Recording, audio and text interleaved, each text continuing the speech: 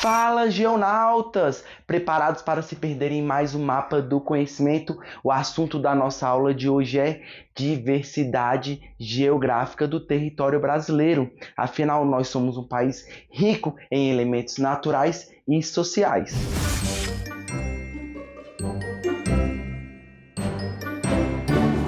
Conhecer melhor a característica do país onde vivemos é extremamente importante para que possamos compreender o que ocorre direta e indiretamente do nosso território e como isso vai ter relação com as nossas vidas. Galera, o nosso país ele é grande, ele é considerado um país continental. Por que continental? Ele é tão grande que cabe, por exemplo, vários países do continente europeu dentro do nosso território. Devido a essa magnitude territorial, nós vamos ter uma grande diversidade dentro do nosso território, de norte a sul, de leste a oeste. Ao mesmo tempo que a região norte brasileira vai estar fazendo calor, na região sul vai estar fazendo frio. Porque o nosso país ele é tão grande que tem como ter duas coisas acontecendo ao mesmo tempo. E quem sabe 3, 4. É o que vamos descobrir mais pra frente. Um outro exemplo é a diversidade cultural que existe no nosso país, que de norte a sul também ela vai se demonstrar diferente. Você já viu o carnaval no Rio de Janeiro, São Paulo, com aquelas grandes escolas de samba, os desfiles? Mas já viu lá no Recife,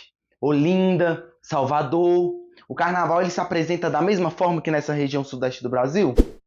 Não, ele é diferente, né? O nosso país é tão grande que mesmo o carnaval ele vai se apresentar de forma diferente. Olha essas duas imagens aqui. Essas duas imagens, a primeira é o quê? É o carnaval que acontece lá no Rio. E por último é a expressão do carnaval em Olinda. É lindo, né? Apesar da diversidade existente no nosso país, nós também vamos guardar aspectos semelhantes existentes, como o aspecto político, o aspecto social, o aspecto cultural e o aspecto econômico, que vão ser muito característicos do quê? Do nosso país, que vai nos diferenciar de outros países. Agora, dentro desse tema espaço geográfico, vamos falar sobre o espaço brasileiro. Galera, observe esse vídeo rolando. Primeiro nós vamos ter quem? A Rússia.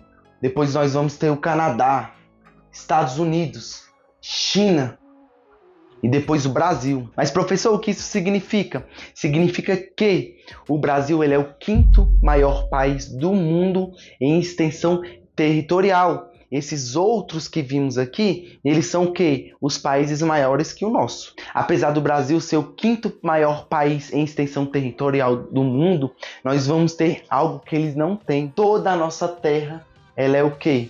Habitável. Como assim habitável? Qualquer lugar do Brasil que você for hoje tem como você morar, diferente daqueles outros países. Um grande exemplo é a Rússia, que por estar próximo ao Polo Norte, grande parte do seu território vai ser o quê? Congelado, um frio extremo, o que impossibilita o quê? Que os seres humanos habitem naquela região. Ah, professor, tem como habitar? É possível, mas a questão climática naquela região é tão difícil que não há praticamente ninguém morando naquela parte congelada na Rússia. Mas não significa que o território russo não seja habitável. Ele sim é habitável, senão ele nem seria um país, porque um país sem população não existe. Não me diga! O próximo país, como maior que o Brasil, é a China. A China ela é grande, tem uma população enorme, mas o que acontece dentro do seu território vai ter uma característica de relevos, que são as características de montanhas. Ah, mas é qualquer montanha? Não, são montanhas bastante íngremes, o que impossibilita o quê? Que em grande parte do seu território a China não seja o quê? Habitável também. Aí temos, enfim, o Canadá, parte do seu território, ele é muito frio, quer dizer que não vai morar gente? Não, vai morar gente sim. Tá bom? Mas não é em todo lugar? Não, mas o frio ele é um fator que dificulta a habitação humana. Mas no caso do Canadá, não é impossível. Estados Unidos também tem uma variação climática muito grande, né? Desde o frio extremo ao calor extremo. Mas vai ter características também naturais que em algumas regiões dos Estados Unidos tem um pouco o quê? Pouca habitação. Galera, prestem atenção nessas informações que vão aparecer aqui do meu lado. Essas informações, elas são orientadoras para identificar onde o território brasileiro se localiza no nosso globo terrestre. A primeira delas é: o Brasil está a sul da linha do Equador. Ele está totalmente a sul da linha do Equador? Não, porque ele não está totalmente a sul da linha do Equador, porque parte da região norte do Brasil está exatamente na linha do Equador e um pouco acima. Se fosse totalmente a sul da linha do Equador, teria que o quê? Todo o território está abaixo dessa linha de referencial do nosso globo terrestre. Outro elemento que vai identificar o Brasil no globo terrestre é o meridiano de Greenwich. O que é o meridiano de Greenwich, professor? É o que divide o planeta Terra exatamente onde vai ser leste e onde vai ser oeste. E o Brasil ele vai estar onde? Totalmente a oeste. Diferente do que? Da linha do Equador, que o Brasil está o quê? A sul, não totalmente a sul. Quando eu falo que o Brasil está totalmente a oeste do meridiano de Greenwich, isso quer dizer o quê? Olhem por si mesmo. Temos a linha de Greenwich e o Brasil. Não tem uma diferença muito grande dessa linha de referencial para onde está o território brasileiro? Fechou mais uma característica. É mesmo, é? Agora o Brasil está localizado em qual continente? Continente americano, mas especificamente aonde? No sul americano, ou também conhecido como América do Sul. Galera, agora uma coisa muito importante que pode ficar em prova. Existem vários oceanos no planeta Terra, mas o Brasil é apenas banhado pelo Oceano Atlântico. Então, se alguma prova falar, o Brasil é banhado pelo Oceano Pacífico e Oceano Atlântico, é verdade? Olha esse mapa. Não é verdade, porque apenas um oceano no qual o Brasil vai ter o litoral. Esse oceano ele se localiza o quê? A leste do território brasileiro. Enquanto a oeste, o Brasil vai ter litoral com o Oceano Pacífico? Não vai ter. Ele vai ter o quê? Ele vai ter fronteiras com quem? Com os outros países da o quê? Da América do Sul. Então não tem o quê? O oceano nessa região. Tem apenas países. Então apenas um oceano vai banhar o nosso país. Tranquilo? Como visto, o Brasil vai fazer fronteira com vários países da América do Sul. Na verdade, todos, com exceção de 2. Quais são esses 2? Equador e Chile.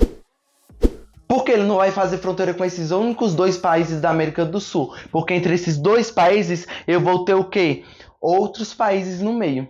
Tá bom? Então, se caiu alguma prova, o Brasil faz fronteira com todos os países da América do Sul. Verdadeiro ou falso? Falso. Por quê? O Brasil só não faz fronteira com apenas 2 países sul-americanos, Chile e Equador. Beleza? E o nosso Brasil, ele é tão grande que ele ocupa metade da América do Sul. Galera, um único país ocupar metade da América do Sul, isso significa o quê? Que ele é muito grande. E é porque é mesmo. O nosso país ele é tão grande que vai existir 4 fusos horários no nosso território. Mas o que significa 4 fusos horários, professor? Significa que temos 4 horários diferentes ao mesmo tempo no nosso território. Como vocês podem observar, temos 1, 2, 3, 4. E o que vai separar isso? Essa linha imaginária que está destacada em vermelho. E nós vamos ter, por exemplo, aqui no Oceano Atlântico, vocês percebem que essa linha está seguindo certinho o território brasileiro e está deixando o oceano depois dessa linha, a linha é um horário. Entrou para cá nessa parte verde, claro, vai ser 1 hora. Por exemplo, se naquela parte do fuso horário brasileiro, do território brasileiro que está no oceano, for 10 horas, essa parte do território verde aqui do Brasil, verde claro, vai ser 9 horas. Tá bom? E assim por diante. Na verde escura, 8 horas. E lá no Acre de vermelhinho vai ser que horas? 7 horas. Então, 10, 9, 8, 7. O que significa? De acordo que nós vamos indo para oeste, esse horário ele vai diminuindo 1 hora. Como vocês podem observar agora nesse mapa de fusos horários global, nós vamos ter o meridiano de Greenwich. Lembra que nós vimos o meridiano de Greenwich anteriormente, só que em outro assunto? Ele vai ser importante agora também, porque o meridiano de Greenwich ele vai ser referencial para delimitar o fuso zero do planeta Terra. O que está a leste aumenta 1 hora, mais 1, mais 2, mais 3, mais 4, e o que está a oeste vai diminuir 1 hora, menos 1, menos 2, menos 3, menos 4, menos 5. Assim por diante, até o menos 12. Uma coisa que vocês podem ter reparado agora, que diferente daquele mapa anterior, essas linhas elas não vão estar exatamente o quê?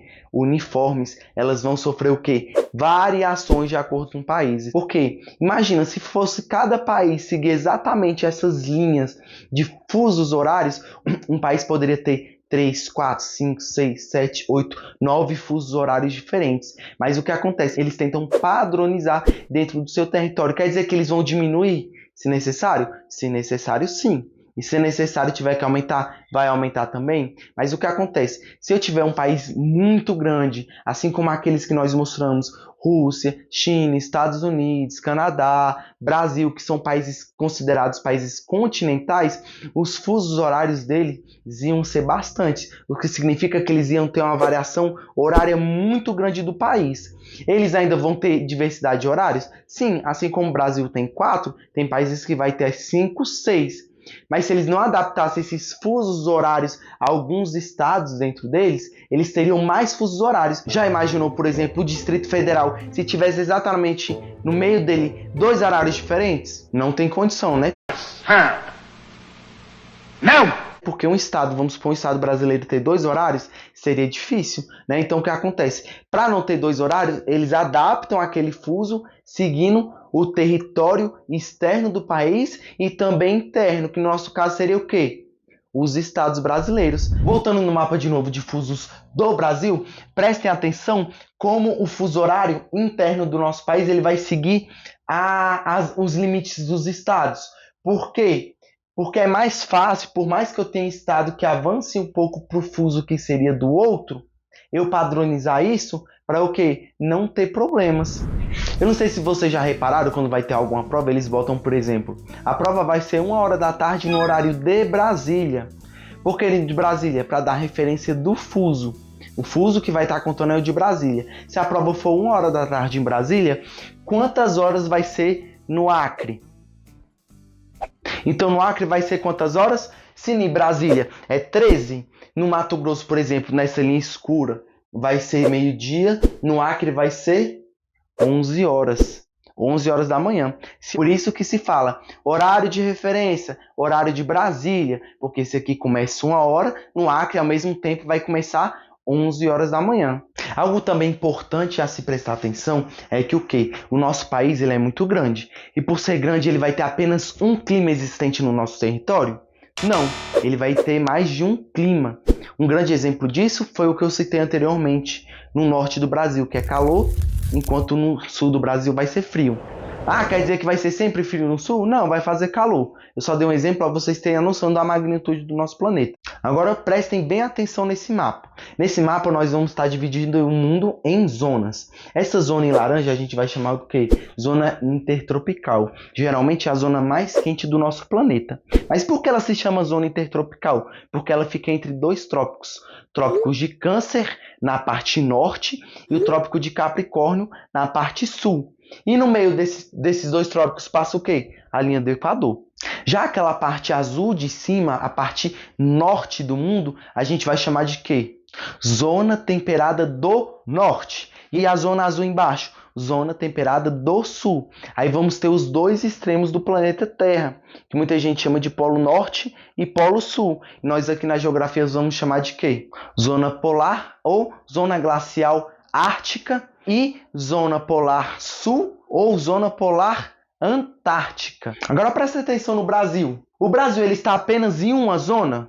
Não, não está, né? Nós estamos presentes na zona intertropical e na zona o quê? Zona temperada do sul. Isso justifica o quê? Justifica também um dos fatores de termos o quê? Uma variação climática dentro do nosso território brasileiro. Parte das regiões do Brasil que estão na zona temperada do sul, elas vão ter o quê? Um clima mais definido. Como assim, professor, um clima definido? Ah, vai ter estação de frio realmente mais frio. Na verdade, quem mora no sul de Minas, quem mora em São Paulo, quem mora na região do Rio Grande do Sul, Curitiba, Paraná, vai sentir bem mais frio, por exemplo, do que quem mora lá no Acre, no Maranhão, no Piauí. Quer dizer que lá não vai ter frio? Vai ter frio, mas não da mesma magnitude que essas regiões na zona temperada do sul. Uma outra coisa importante também se notar é que o quê? Que uma grande extensão territorial de um país ela vai ser muito importante para a sua população. Um país continentalmente grande, ele vai ter uma variação na sua vegetação. Então vamos ter espécies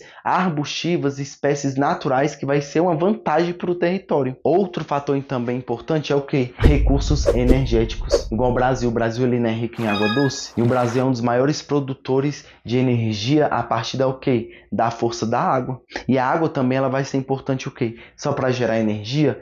Não para agricultura. Só agricultura? Não. Produção pecuária, que é o que? A criação de animais. Isso graças ao que? A esse recurso mineral extremamente importante. O Brasil hoje é um dos países que tem o maior berço de água doce do planeta Terra. Isso causa inveja nos outros países? Causa, porque a água doce, como eu falei, é o que? A base da sobrevivência da raça humana. Lembra que eu falei que o nosso país ele é totalmente habitável? O que é totalmente habitável? Que em qualquer parte do Brasil nós podemos o quê? Morar. Pode ser difícil? Pode, devido à grande vegetação. E essa extensão territorial para a habitação vai permitir que o quê? Que tenhamos várias cidades em diferentes regiões do Brasil. Mas não só casa, não só habitação, mas o quê? Indústrias. Não é verdade? Nós temos bastante indústrias na região sudeste do Brasil, temos indústrias na região norte do Brasil, na região nordeste, na região sul. Isso só é possível por quê? Por conta da nossa dimensão territorial. Apesar do norte hoje ser a região menos habitada do Brasil, ainda vai ter o quê? Indústrias lá. Nós temos um grande polo industrial na região norte. Vocês sabem qual é? O polo industrial de Manaus. Por exemplo, que tem um celular da Samsung, uma televisão.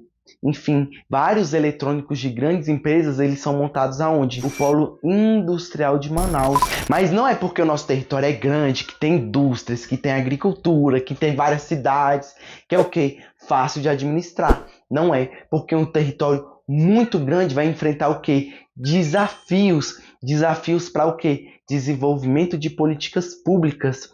Lembra que o nosso país tem variação climática diferente? Por exemplo, enquanto a região nordeste do Brasil sofre com a seca, toda a região nordeste? Não, só algumas regiões, principalmente a região da Caatinga, norte de Minas, que sofre com a seca.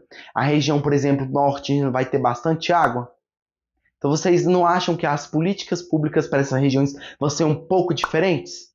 Sim, dependendo do período do ano, vão ser totalmente diferentes. Assim como também as políticas públicas para a região sudeste, centro-oeste, sul vão ser diferentes também, porque nós vamos ter regiões que vão ser bem mais desenvolvidas que outras. Então, há regiões que vão ter carências, por exemplo, do quê? De plantação. Porque lembra que eu falei que a água é um fator muito importante para a plantação? Imagina nessa região do Brasil que tem pouca chuva. Há como desenvolver a agricultura? Ah, professor, se cavar um poço. Sim, não é verdade? Tem como cavar um poço. Mas uma região que é de seca, igual na Caatinga. Como é que eu faço para ter agricultura? Eu não tenho como ter agricultura se às vezes passa meses, talvez anos sem chover. E a criação de animais também vai ser afetada. E isso, quando é afetado, eu tenho que fazer o quê? Políticas públicas, por exemplo, de distribuição de renda, porque há regiões que não vai conseguir se desenvolver economicamente, enquanto outras vai ter o quê? Bastante terras aráveis, vai ter comércios fortes, porque eu vou ter um desenvolvimento econômico. Então o Brasil ele é grande, por ser grande ele vai ter uma diversidade social, uma diversidade política, que vai ser o quê? Um grande complexo para o nosso país administrar. É impossível? Não, não é impossível, não é à toa que nós administramos isso. Temos diversas políticas públicas para as regiões brasileiras. E também nós vamos precisar o quê? De pessoas capacitadas para isso. Porque qualquer pessoa que pode desenvolver uma política pública, não, ela tem que conhecer bem o quê? As pessoas, as comunidades, as características físicas. Então esse foi a aula de hoje sobre o espaço geográfico brasileiro. Até a nossa próxima aula.